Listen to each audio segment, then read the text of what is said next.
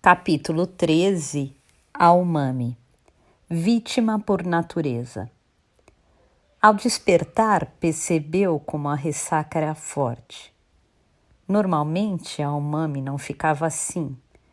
Podia beber à vontade, que na manhã seguinte acordava lúcida e com disposição para as tarefas do dia. Era algo de que se orgulhava. Mas, justamente naquele dia, não entendi o porquê das pontadas nas têmporas e de sentir uma bruma a turvar sua consciência. Era como se um anel de ferro envolvesse sua cabeça, comprimindo-a contínua e impiedosamente. Os ponteiros do relógio passavam das 10. A luz do final da manhã provocava-lhe doloridas alfinetadas no fundo dos olhos, e o ronco das motos passando em frente à sua casa reverberava no quarto como máquinas de tortura. Apesar de estar deitada totalmente nua na cama, não conseguia se lembrar de como voltara para casa. As roupas que vestia na noite passada estavam espalhadas pelo chão, jogadas de qualquer jeito. Da forma como jaziam, fora provavelmente ela quem as arrancara e atirara ao chão. A bolsa estava sobre a mesa.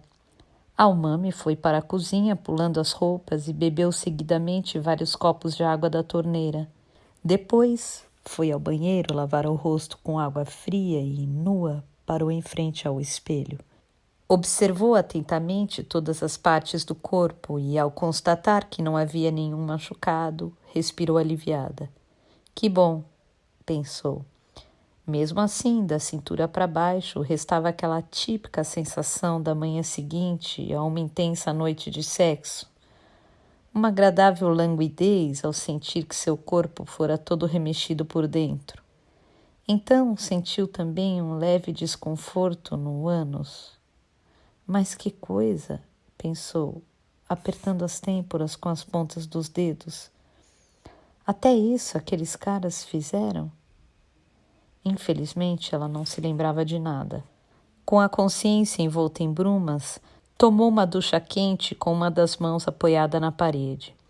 Lavou o corpo com sabonete, esfregando-o com força para apagar as lembranças, ou essa coisa inominável que a ela se assemelha da noite anterior. Lavou com especial esmero a vagina e o ânus. Lavou também os cabelos e, suportando o cheiro enjoativo da pasta mentolada, escovou os dentes para tirar o denso mau hálito. Depois recolheu as peças íntimas e a meia calça espalhadas pelo quarto e, olhando de soslaio o cesto de roupas, jogou-as dentro de qualquer jeito. Verificou o conteúdo da bolsa sobre a mesa. A carteira estava dentro, o cartão de crédito e o cartão do banco também. O dinheiro praticamente não tinha diminuído. O que ela gastara na noite anterior teria sido apenas o valor do táxi da volta. A única coisa que faltava eram os preservativos que sempre carregava por precaução. Ao contar, verificou que faltavam 4. 4? Dentro da carteira encontrou uma folhinha dobrada ao meio com um número de telefone na cidade. Mas ela não tinha nenhuma ideia de quem poderia ser. Deitou-se novamente na cama e tentou resgatar ao máximo os acontecimentos da noite anterior. Ayumi fora até a mesa em que os homens estavam, conversar amigavelmente com eles, os 4 começaram a beber e o clima ficou animado. Depois fizeram o previsível, ocuparam 2 quartos num hotel das proximidades, conforme combinado. Ao-Mami fez sexo com o homem de cabelos ralos e Ayumi ficou com o homem de compleição grande. O sexo até que não foi ruim. Ela e seu par tomaram banho de ofurô e fizeram um longo e caprichado sexo oral. Antes da penetração, não descuidaram da camisinha. Cerca de 1 hora depois, o telefone tocou. Era Ayumi perguntando se podiam ir ao seu quarto para beberem juntos. Ao-Mami concordou.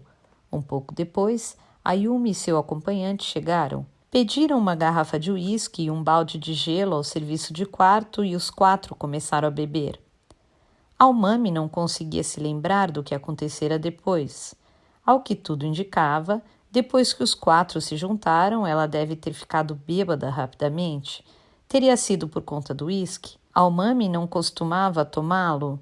Ou será que, diferente das outras vezes em que ficava sozinha com o homem, dessa vez ela teria baixado a guarda por estar com uma parceira? Tinha uma vaga lembrança de que trocaram de pares e novamente transaram. Ela ficou com o rapaz na cama e a Yumi com o homem calvo no sofá. Parece que tinha sido isso. E depois? Depois tudo estava envolto numa densa névoa. Não conseguia se lembrar de nada.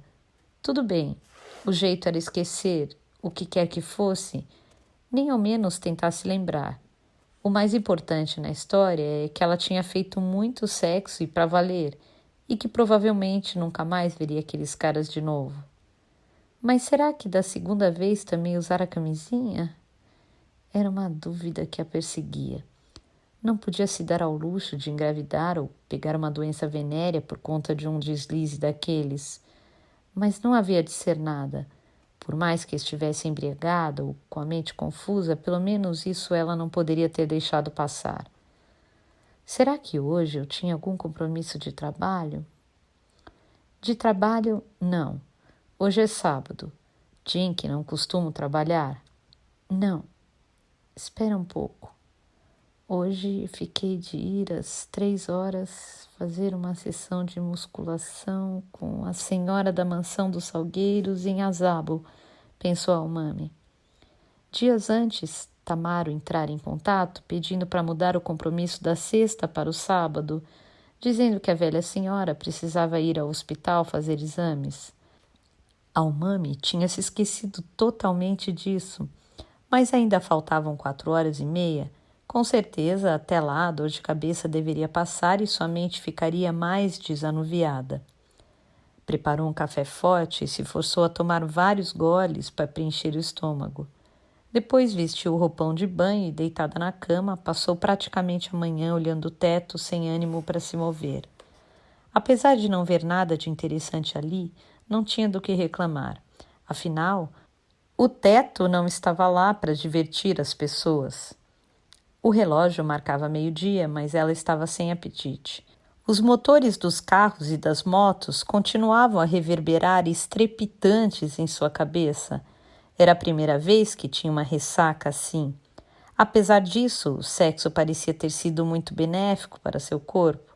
Ser abraçada por um homem, deixar o seu corpo nu ser contemplado, tocado, lambido, mordido, sentir o pênis penetrá-la, fazendo-a gozar inúmeras vezes, eliminou aquela incômoda tensão que sentia. Era horrível estar de ressaca, mas isso era plenamente compensado pela total sensação de alívio. Mas até quando faria isso? Pensou Almami. Afinal, até quando ela conseguiria continuar a fazer isso? Logo completaria 30 anos. E num piscar de olhos, os 40 estariam logo ali. Achou melhor não pensar nisso? Faria isso em outra ocasião, com mais calma. Por enquanto, o assunto não era urgente. Para pensar seriamente nisso, ela... Foi então que o telefone tocou. Aos ouvidos de Almami, a campainha soou como um ruído ensurdecedor. Era como se estivesse dentro de um trem expresso na saída de um túnel. Levantou cambaleante da cama e pegou o fone. O relógio grande na parede marcava 12h30. Almami? Perguntou uma voz de mulher meio rouca. Era Yumi.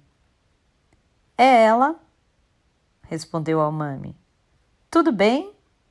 Pela sua voz, parece que você acabou de ser atropelada por um ônibus. Acho que foi quase isso. Está de ressaca? Pois é, e das bravas, disse Almami. Como é que você descobriu meu telefone? Você não se lembra? Foi você mesma que me deu por escrito, dizendo que em breve poderíamos nos encontrar de novo. Se não me engano, acho que o meu telefone deve estar na sua carteira. Ah, então é isso. Não consigo me lembrar de nada. Bem que desconfiei. E foi por isso que te liguei. Fiquei preocupada, disse a Yumi. Queria ter certeza de que voltou para casa. Apesar de eu ter te colocado num táxi em um cruzamento da Roppongi e ter indicado o endereço. Almami suspirou. Não consigo me lembrar, mas, pelo visto, consegui chegar. Quando acordei, estava na cama. Que bom! O que você está fazendo? Trabalhando, respondeu Ayumi. Estou num mini carro patrulha aplicando multas desde as 10. Agora dei uma parada para descansar um pouco. Puxa, que máximo, disse a Umami admirada. Mas realmente faltou dormir um pouco mais. Mas quer saber? Ontem à noite foi muito legal. Foi a primeira vez que me diverti assim. Graças a você. Mas realmente faltou dormir um pouco mais. Mas quer saber? Ontem à noite foi muito legal. Foi a primeira vez que me diverti assim. Graças a você. A Umami apertou a têmpora com o dedo. Para ser sincera, não me lembro bem o que aconteceu do meio em diante. Ou seja, do que aconteceu depois que vocês vieram para o nosso quarto. Ah, que pena, disse a Yumi com a voz séria. Depois de ficarmos todos juntos é que foi demais. Nós 4 fizemos tantas coisas que nem dá para acreditar. Foi como num filme pornô. Eu e você, peladas, fingindo que éramos lésbicas e ainda... A Umami interrompeu rapidamente a conversa.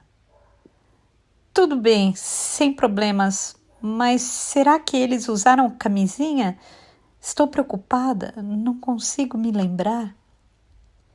Claro que usaram, não se preocupe. Fiquei o tempo todo atenta a isso.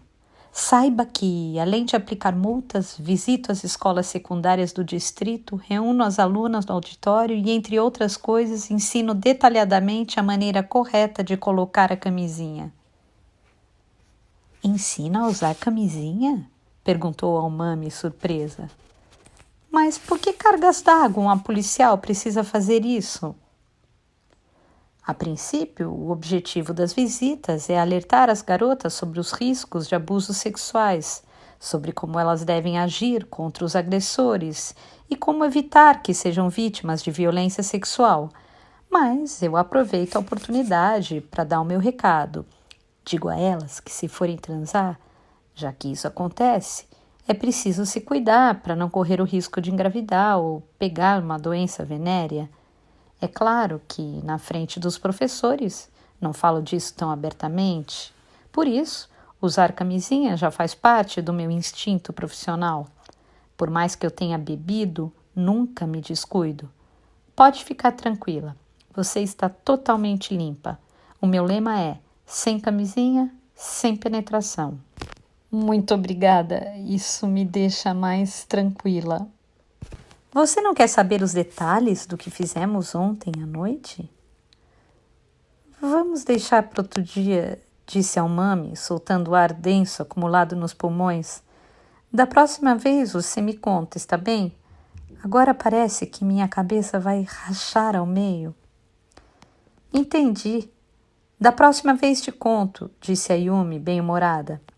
Umami, desde que acordei hoje de manhã, estive pensando... Você não acha que formamos uma bela dupla? Será que posso te ligar de novo? Quero dizer, posso te ligar quando tiver vontade de fazer aquilo de ontem?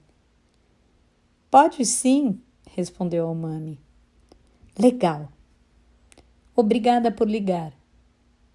Cuide-se, disse a Yumi e desligou o telefone. Às 2 da tarde, graças ao café forte e à soneca, sua cabeça havia se desanuviado. A dor de cabeça também tinha passado. Sentia apenas uma leve moleza no corpo. A Umami saiu de casa com sua bolsa de ginástica. Naturalmente, sem o picador de gelo especial. Levava somente uma muda de roupa e uma toalha. Como sempre, Tamaro a recebeu no terraço. A Umami foi conduzida ao estreito e comprido solário. As amplas janelas de vidro voltadas para o jardim estavam abertas, mas todas tinham cortinas de renda para evitar a visão de quem estava do lado de fora. Nos peitoris havia uma fileira de plantas com belas folhagens. Dos pequenos alto-falantes do teto ouvia-se uma serena música barroca, uma sonata para flauta doce e cravo. No centro da sala havia uma mesa para massagens e sobre ela a velha senhora com um robe branco aguardava de bruços. Assim que Tamaro se retirou da sala, Almami trocou de roupa, colocando as que costumava usar para se exercitar. Deitada na cama e com a cabeça voltada para Almami, a velha senhora a observava. Almami não se importava em ser vista nua por alguém do mesmo sexo. Para quem é atleta, era a coisa mais natural do mundo, sem contar que a velha senhora também costumava ficar praticamente nua na hora da massagem, para que Almami verificasse seu condicionamento muscular. Almami tirou a blusa e o calção de algodão e vestiu um conjunto de 2 peças em jersey. Em seguida, dobrou a roupa e as acomodou num canto da sala. Você tem o corpo tão rígido e bem delineado, disse a velha senhora, para em seguida se levantar, tirar o robe e ficar apenas com um conjunto de 2 peças de seda. Muito obrigada, respondeu Almami. Antigamente eu tinha um corpo como o seu. Acredito que sim, disse Almami. Ela realmente achava isso? Mesmo hoje, com mais de 70 anos, seu corpo ainda tinha vestígios nítidos da juventude. Não perdera a linha da silhueta e os seios mantinham-se relativamente firmes. A alimentação comedida e os exercícios diários preservaram sua beleza natural. Uma beleza que a Almami achava que também era preservada graças a pequenas cirurgias plásticas que, de tempos em tempos, amenizavam algumas rugas e um pouco de lifting para o contorno dos olhos e lábios. Seu corpo ainda é hoje muito bonito, disse Almami. A velha senhora contorceu levemente os lábios. Obrigada, mas não se compara com o de antes. Almami não disse nada. Aquele corpo me deu muito prazer e também proporcionou muito prazer ao meu companheiro. Você entende o que estou dizendo, não entende? Entendo. E você tem prazer com o seu corpo? De vez em quando, respondeu Almami. De vez em quando é pouco, disse a velha senhora, deitada de bruços. O prazer é algo que, quando se é jovem, deve-se ter e muito, até a mais completa satisfação. Quando estiver velha e não puder mais senti-lo, serão essas lembranças que aquecerão seu corpo. Almami se lembrou da noite anterior. Ela ainda sentia um leve resquício da penetração anal. Será mesmo que aquele tipo de lembrança conseguiria aquecer-lhe o corpo quando estivesse velha? Colocou as mãos no corpo da senhora e, compenetrada, iniciou a sessão de alongamento. Agora já não sentia mais aquela sensação de moleza. Ao colocar o conjunto de jersey e tocar a velha senhora, seus sentidos estavam novamente apurados. Com a ponta dos dedos verificou os músculos da velha senhora como num mapa. Almami registrava detalhadamente cada músculo retesado e sua reação ao toque, como uma pianista memorizando uma extensa partitura. Almami tinha um poder inerente de minuciosa memorização. Se porventura esquecesse algum detalhe, seus dedos fariam com que recordasse. Se pelo toque ela percebesse que algum músculo estava um pouco fora do normal, ela o estimulava com massagens feitas de vários ângulos, com graus diferentes de intensidade, e aproveitava para verificar o tipo de reação que isso provocava: dor, alívio ou indiferença. Quando algum estava tenso, Almami não se limitava apenas a deixá-lo relaxado, mas também ensinava a velha senhora a fazer ela própria exercícios musculares. Logicamente, havia regiões em que, sozinha, a velha senhora dificilmente conseguiria aliviar a tensão. Ali, Almami orientava cuidadosamente alguns exercícios de alongamento, pois o que os músculos realmente mais apreciavam e acolhiam era o esforço diário da própria pessoa. "Dói aqui?" perguntou Almami. Os músculos da parte superior das coxas estavam muito mais retesados que de costume, terrivelmente enrijecidos. Almami apoiou a mão no intervalo e flexionou um pouco a coxa num determinado ângulo. "Muito", disse a velha senhora, contorcendo o rosto. "Muito bem. Sentir dor é um bom sinal. O pior seria deixar de senti-la. Vai doer mais um pouco. Consegue aguentar?" "É claro que sim", respondeu a velha senhora. Na verdade, era desnecessário perguntar esse tipo de coisa. A velha senhora era muito perseverante e geralmente era capaz de aguentar tudo sem soltar um gemido. Seu rosto se contorcia, mas ela jamais gritava. Almami presenciou várias vezes homens grandes e fortes inadvertidamente gritarem de dor durante a massagem. Era por isso que sempre admirara a força de vontade dessa velha senhora. Almami apoiou o cotovelo direito, mantendo-o fixo como uma alavanca, e flexionou ainda mais a coxa da velha senhora. Ouviu-se um barulho brusco e seco e a articulação se moveu. A velha senhora ofegou de dor, mas sem emitir sons. "Com isso vai ficar bem", disse Almami. "Vai se sentir mais aliviada." A velha senhora expirou aliviada, gotas de suor brilhavam em sua testa. "Obrigada", disse em voz baixa. Almami apoiou o cotovelo direito, mantendo-o fixo como uma alavanca, e flexionou ainda mais a coxa da velha senhora. Ouviu-se um barulho brusco e seco e a articulação se moveu. A velha senhora ofegou de dor, mas sem emitir sons. "Com isso vai ficar bem", disse Almami. "Vai se sentir mais aliviada." A velha senhora expirou aliviada.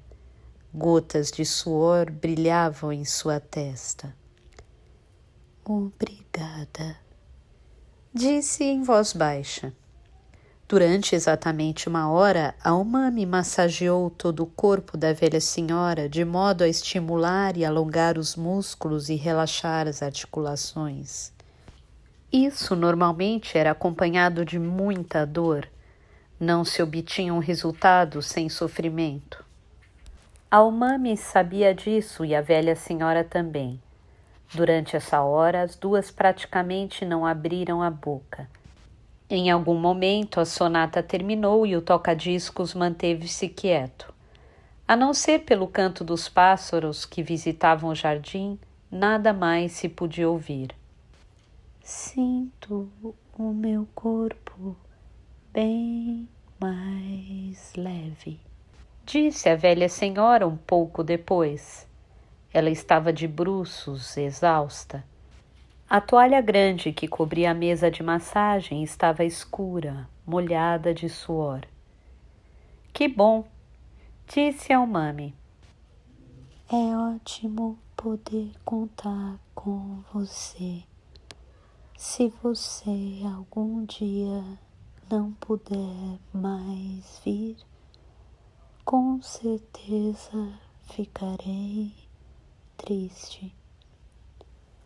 Não se preocupe. No momento não tenho nenhuma intenção de deixá-la. A velha senhora parecia um pouco confusa e, após uma breve pausa, perguntou: Perdoe-me a intromissão num assunto que não me diz respeito, mas você gosta de alguém? Eu gosto de uma pessoa, respondeu Almami. Isso é muito bom. Mas, infelizmente, ela não gosta de mim. Sei que é uma pergunta um tanto estranha, Disse a senhora. mas por que essa pessoa não gosta de você? Objetivamente falando, você é uma mulher jovem e atraente. É porque essa pessoa não sabe que existo. Durante um bom tempo, a velha senhora ficou em silêncio, refletindo sobre o que acabara de ouvir. Você não tem vontade de deixar essa pessoa saber de sua existência? No momento, não, respondeu Almami. Há alguma razão para isso? Algo que a impeça de se aproximar dela? Existem várias razões, mas muitas são de problemas emocionais meus. A velha senhora olhou para Almami com uma expressão de admiração. Já conheci muitas pessoas excêntricas e creio que você seja uma delas. Almami entreabriu levemente os lábios. Eu não tenho nada de especialmente diferente. Apenas tento ser sincera com os meus sentimentos. Uma vez que você define uma regra, segue-a firmemente. É isso. É um tanto teimosa e irascível. Em parte, sim. Mas ontem à noite caiu na farra. Almami enrubesceu. Dá para perceber? Basta ver a sua pele, sentir o seu cheiro. Em seu corpo ainda existem resquícios de homem. Com a idade, passamos a entender muitas coisas. Sabia? Almami fez uma leve careta. Eu preciso disso. Às vezes. Sei que não é algo digno de se gabar, mas... A velha senhora estendeu os braços e colocou suas mãos delicadamente sobre as de Almami. É claro que sim. De vez em quando isso também é necessário. Não se preocupe, não estou te recriminando, mas acho que você poderia ser feliz de um jeito mais comum. Casar com uma pessoa de quem gosta e ter um final feliz. Eu também queria que isso acontecesse, mas é difícil, não é? Por quê? Almami não respondeu. Achava difícil explicar. Se você tiver um assunto pessoal e precisar de alguém para conversar, por favor, me procure. Está bem? Disse a velha senhora, tirando as mãos das dela para em seguida limpar o suor do rosto com a toalha. Sobre qualquer coisa, talvez eu possa te ajudar. Muito obrigada, disse Almami. Há coisas que não se aliviam apenas caindo na farra. Tem toda a razão. Você não está fazendo nada de prejudicial a você. Disse a velha senhora. Absolutamente nada. Está ciente disso, não está? Estou, respondeu Almami. Era realmente o que ela pensava, que não estava fazendo nada que a prejudicasse. Mesmo assim, alguma coisa deixava sorrateiramente o seu rastro, como as borras no fundo de garrafas de vinho. Mesmo assim, alguma coisa deixava sorrateiramente o seu rastro, como as borras no fundo da garrafa de vinho. Ainda hoje, Almami se lembrava constantemente das circunstâncias que culminaram na morte de Tamaki Otsuka. Só de pensar que nunca mais conversaria com Tamaki, já sentia seu corpo dilacerado. Tamaki foi a primeira amiga que teve na vida. Era com quem podia trocar confidências sem esconder nada. Antes de Tamaki, Almami nunca tivera amigos e depois dela também nunca mais teve alguém. Ninguém poderia substituí-la. Se Almami não a tivesse conhecido, sua vida teria sido muito mais triste e sombria. As duas tinham a mesma idade e jogavam no mesmo time de softball na escola secundária municipal. Do ginásio ao colegial, Almami dedicou-se especialmente aos torneios de softball. No começo não estava muito animada e só substituía alguém no time, mas com o passar do tempo o esporte tornou-se sua razão de viver. Ela se entregava de corpo e alma ao jogo como uma pessoa que se agarra a um poste para não ser levada pelo vendaval. Ela precisava de algo assim. Apesar de não perceber, havia muito tempo que já possuía as qualidades que a destacavam como atleta. Tanto no ginásio quanto no colegial, era a atleta principal e, graças a ela, o time conquistou, meio que na brincadeira, vários torneios. As vitórias deram a Almami uma espécie de confiança. Não exatamente confiança, mas algo bem próximo disso.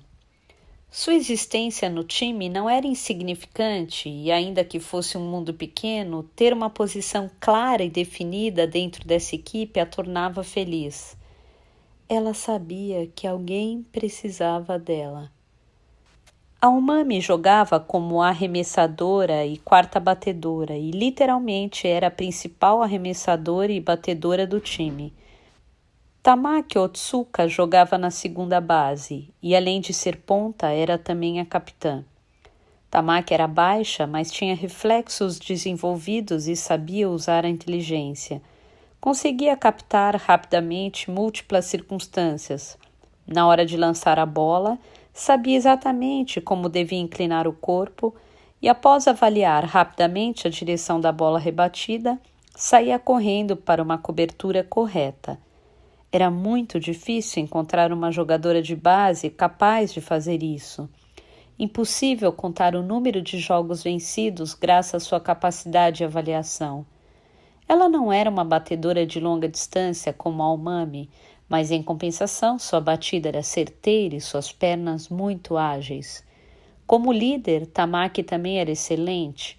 Mantinha o grupo unido, criava táticas de jogo, costumava dar bons conselhos para os jogadores e sabia encorajar a turma. Nos treinamentos, costumava ser muito rigorosa, mas as atletas tinham confiança em sua liderança.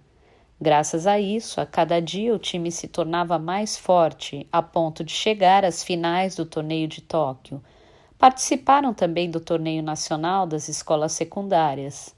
Aomami e Tamaki foram escolhidas para fazer parte da seleção de Kantô, que englobava a área de Tóquio e adjacências.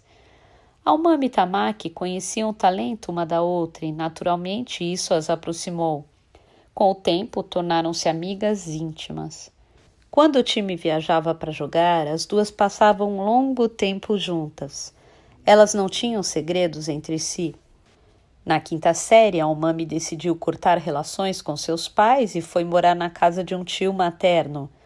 A família do tio entendeu a situação e todos da casa a acolheram carinhosamente. Mas mesmo assim, ela sabia que aquele não era o seu lar. Ela se sentia sozinha e carente. Não sabia o que fazer para encontrar sentido na vida. A família de Tamaki era rica e tinha uma boa posição social, mas como o relacionamento de seus pais era muito ruim, o ambiente familiar estava em ruínas. O pai quase nunca voltava para casa e a mãe frequentemente ficava em estado de confusão mental. Fortes dores de cabeça a impossibilitavam de sair da cama por vários dias. Tamaki e o irmão caçula viviam praticamente abandonados. Era comum terem de fazer as refeições em restaurantes da vizinhança, em fast foods, ou se virar com as refeições prontas do tipo o bentô. Tanto Tamaki quanto a Aomami tinham motivos de sobra para se dedicarem ao softball. Essas garotas solitárias, cada qual com seus problemas, tinham muito a conversar. Nas férias de verão, viajaram sozinhas. Quando, uma vez, a conversa se esgotou, uma aos poucos começou a tocar o corpo da outra, deitadas na cama do hotel. Foi um acontecimento único e inusitado, que nunca mais repetiram e jamais ousaram comentar. No entanto, após o episódio, o relacionamento entre elas se tornou muito mais profundo e mais cúmplice. Mesmo após concluir o colegial e entrar para a faculdade de educação física, Aomami continuou a jogar softball.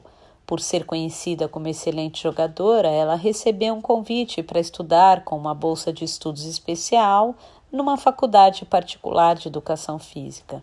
Como não poderia deixar de ser, atuou como atleta principal de softball da faculdade. Enquanto participava dos torneios, também começou a se interessar por medicina esportiva, passando a se dedicar com afinco aos estudos. Também se interessou por artes marciais. Queria aproveitar o período em que estava matriculada na faculdade para adquirir o máximo de conhecimento e habilidade técnica. Não tinha tempo a perder. Tamaki começou a cursar Direito numa conceituada universidade particular e, após se formar no colegial, largou as competições de softball. Para quem, como ela, tirava notas altas, o softball era apenas uma atividade passageira. Sua intenção era prestar o exame para a magistratura estatal e se tornar juíza. Mesmo seguindo caminhos diferentes, as duas continuaram a ser grandes amigas. Aomami passou a morar no dormitório para estudantes subsidiado pela universidade, isenta de pagar aluguel, e Tamaki continuava a viver na casa dos pais. A mesma casa desolada, mas que ainda lhe proporcionava um certo conforto financeiro.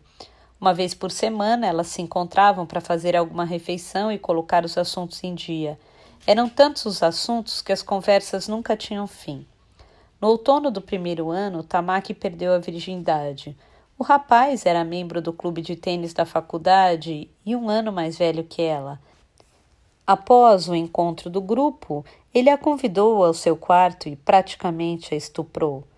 Não era o caso de dizer que ela não gostava dele, razão pela qual prontamente aceitara o convite, mas o que realmente a deixou chocada foi o modo como ele violentamente a forçou ao sexo e sua atitude egocêntrica e rude de agir durante o ato. Depois disso, Tamaki resolveu sair do clube de tênis e durante um bom tempo ficou deprimida. Esse incidente despertou nela um profundo sentimento de impotência. Perdeu o apetite e em 1 mês emagreceu 6 quilos. Tamaki desejara que o rapaz tivesse sido compreensivo e carinhoso. Se tivesse agido assim, se tivesse lhe dado um tempo para se sentir pronta, não haveria problema em se entregar a ele.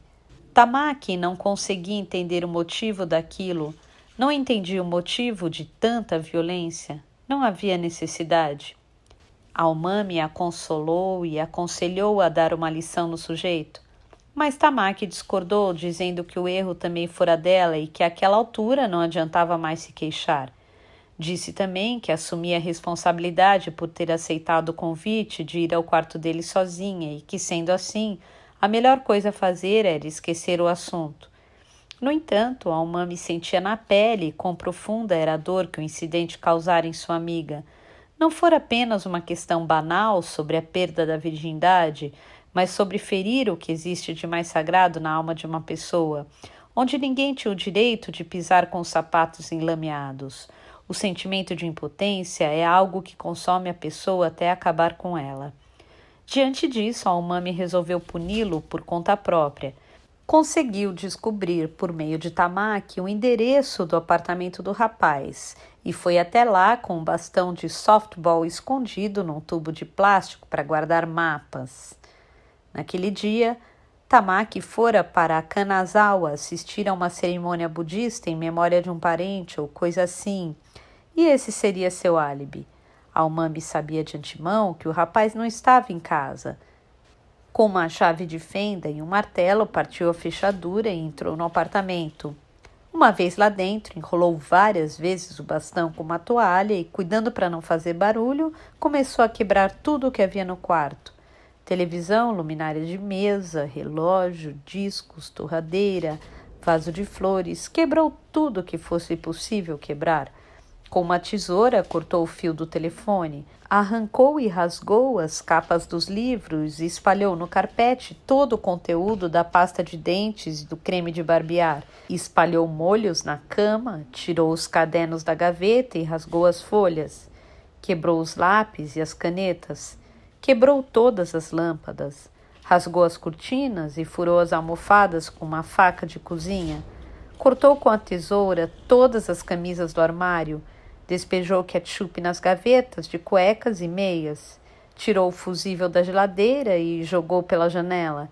Tirou a tampa da caixa da descarga do vaso sanitário e a quebrou. Esmagou o chuveiro. A destruição foi meticulosa e total, de ponta a ponta. O quarto ficou parecido com o de uma foto tirada logo após um bombardeio em Beirute que ela vira tempos atrás estampada no jornal. Tamaki era uma garota inteligente. Almami, em questão de notas, não chegava nem perto dela. E uma jogadora de softball alerta e cautelosa. Quando Almami se via em apuros no meio de uma partida, Tamaki corria para a área de lançamento, dava um rápido conselho, sorria e dava uma batidinha na bunda de Almami com a mão enluvada e voltava rapidamente para a posição de defesa. Tamaki tinha uma visão ampla, era simpática e bem-humorada. Nos estudos também era esforçada, além de comunicativa. Se continuasse a estudar assim, certamente seria uma excelente juíza. No entanto, diante dos homens, era incrível como sua capacidade de discernimento desaparecia. Tamaki gostava de rapazes bonitos. Era, por assim dizer, uma pessoa que prezava a beleza física. Almami achava que sua tendência para o belo beirava a obsessão. Por mais que um homem de bom caráter e extremamente competente se interessasse por ela e a convidasse a sair, ela não daria a mínima se não o considerasse bonito.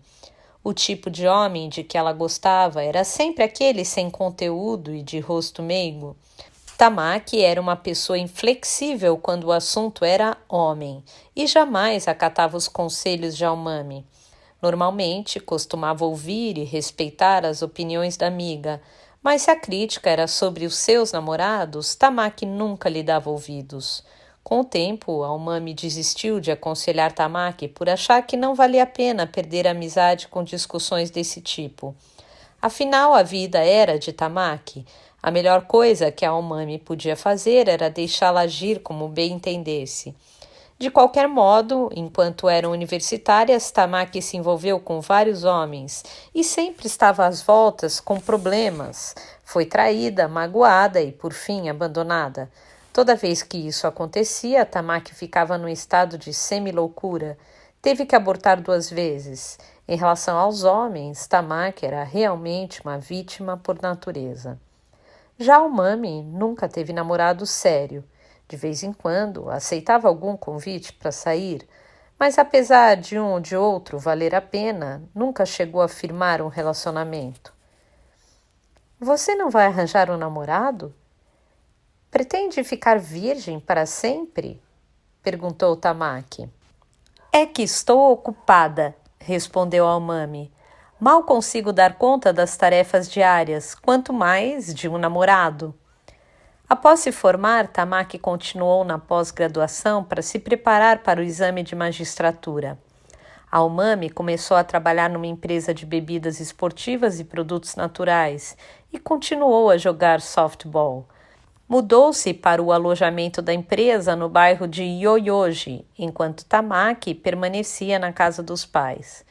Como nos tempos de estudante, nos fins de semana, as duas se encontravam para comer fora e pôr as intermináveis conversas em dia. Aos 24 anos, Tamaki casou-se com um homem 2 anos mais velho que ela.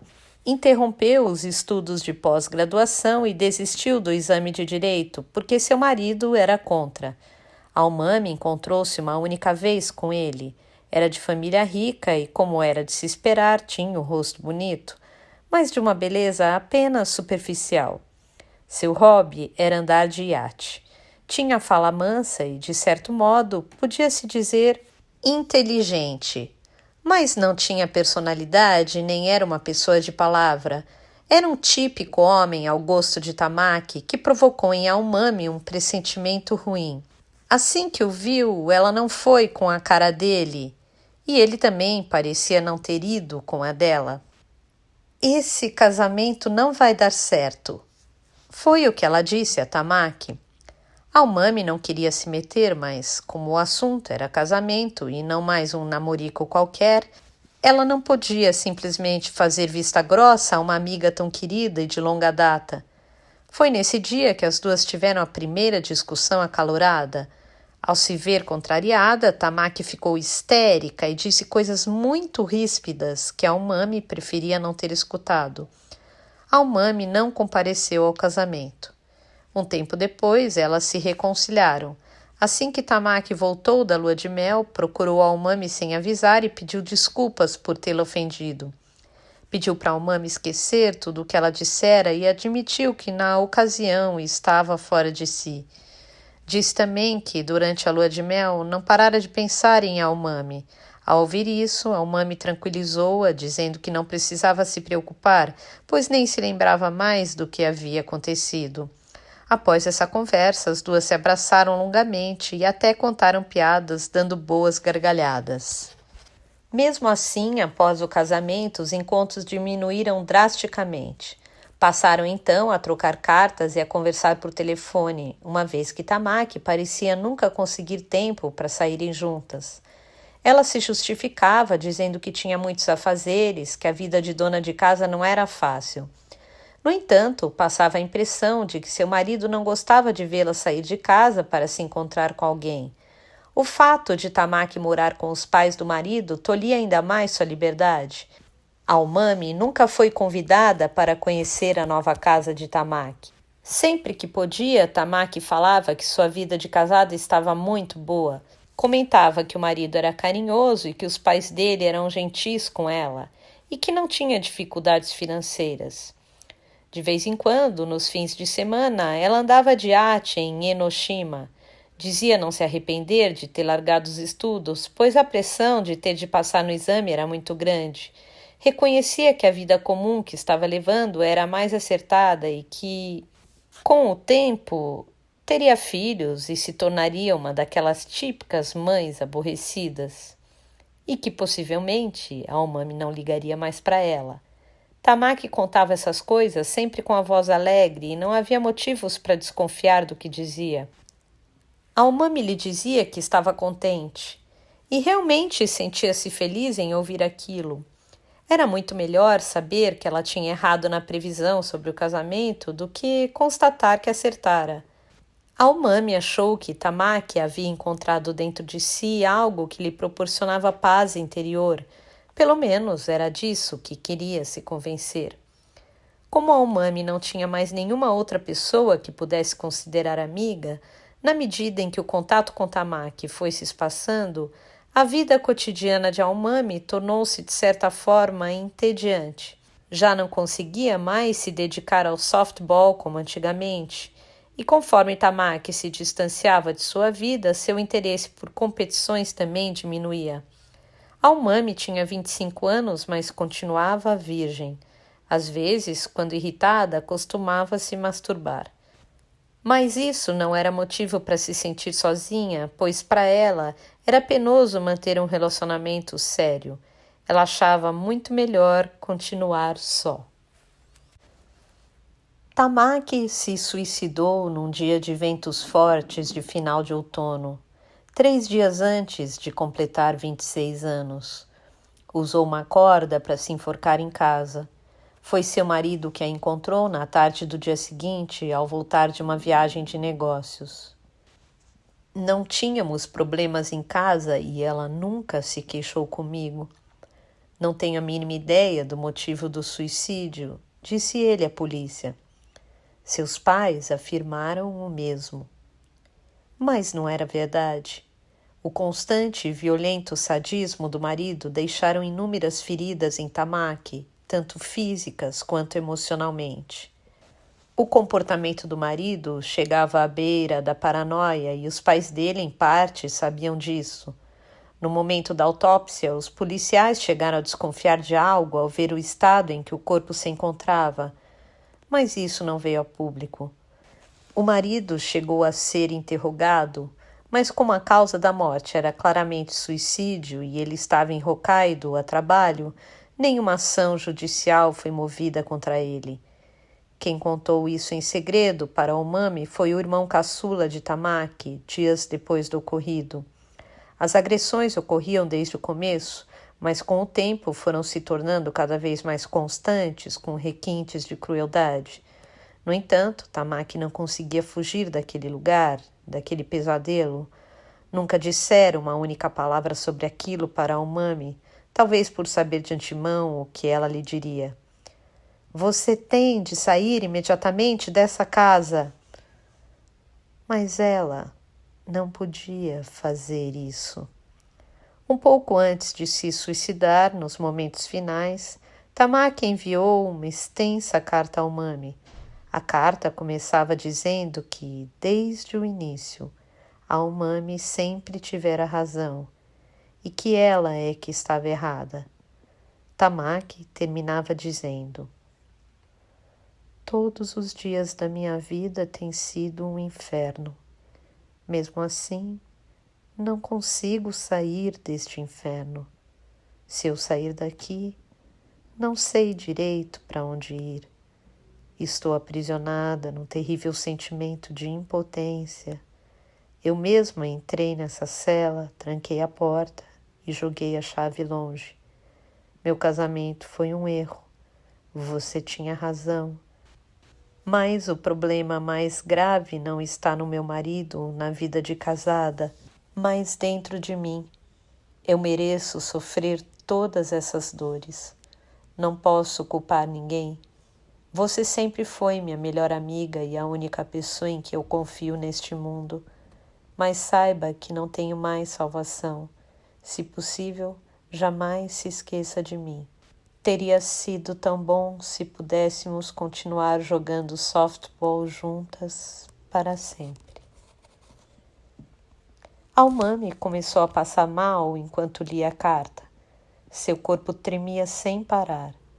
Telefonou inúmeras vezes para a casa de Tamaki, mas ninguém atendia e a ligação caía sempre na secretária eletrônica.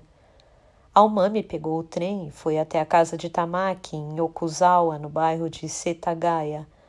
A casa era grande, cercada de muros altos. Tocou o interfone e, como esperado, ninguém atendeu. Apenas se ouviu o cachorro latir. O jeito foi desistir. Almami não tinha como saber, mas naquela hora Tamaki já se encontrava morta. Estava sozinha, pendurada numa corda atada ao corrimão da escada. Em meio ao silêncio que reinava na casa, o telefone e a campainha eram as únicas coisas que inutilmente continuavam a tocar. A notícia de sua morte não pegou Almami totalmente de surpresa. No fundo, ela já previa isto. Na hora, nem sequer sentiu tristeza. Tratou de dar uma resposta mecânica, desligou o telefone, sentou-se numa cadeira e só depois de muito tempo é que todos os fluidos do seu corpo começaram a correr. Durante um bom tempo não conseguiu sequer se levantar da cadeira. Telefonou para a empresa, tirou alguns dias de folga, dizendo que não estava passando bem e ficou quietinha, confinada dentro de casa. Não comia, não dormia e quase não bebia água. Não foi ao enterro. Sentia como se a chave de algum dispositivo interior tivesse sido virada, emitindo um barulho seco. Foi a partir desse momento que entendeu com muita intensidade que não seria mais a mesma. Decidiu que aquele homem deveria ser castigado e que não importa o que houvesse, ele deveria ser mandado para o fim do mundo. Caso contrário, certamente faria o mesmo com outra pessoa. Almami levou um bom tempo elaborando um plano. Ela sabia exatamente em que ponto da nuca e com que ângulo deveria inserir uma agulha fina para causar morte instantânea. A proeza não era para qualquer um, mas ela sabia como fazê-lo. O que precisava agora era aperfeiçoar o toque para sentir o ponto delicado de modo preciso e rápido e também obter um instrumento adequado para tal fim. Almami juntou as ferramentas necessárias e durante várias horas dedicou-se a criar um instrumento especial que parecia um picador de gelo fino e pequeno. Sua extremidade era excepcionalmente fina, fria e pontuda. Ela passou, então, a treinar cuidadosamente as várias maneiras de usá-lo. Quando se convenceu de que estava bom, colocou seu plano em ação. Sem hesitar, com tranquilidade e precisão, fez com que o reino dos céus desabasse sobre a cabeça daquele homem. Terminado isso, Almami chegou até mesmo a fazer uma prece, uma oração que saiu espontaneamente. Pai nosso que estais no céu, santificado seja o vosso nome, venha a nós o vosso reino, perdoai as nossas ofensas, conceda-nos a vossa bênção em nossa humilde jornada. Amém. Foi a partir de então que Almami passou a periodicamente e com muita intensidade necessitar do corpo de um homem.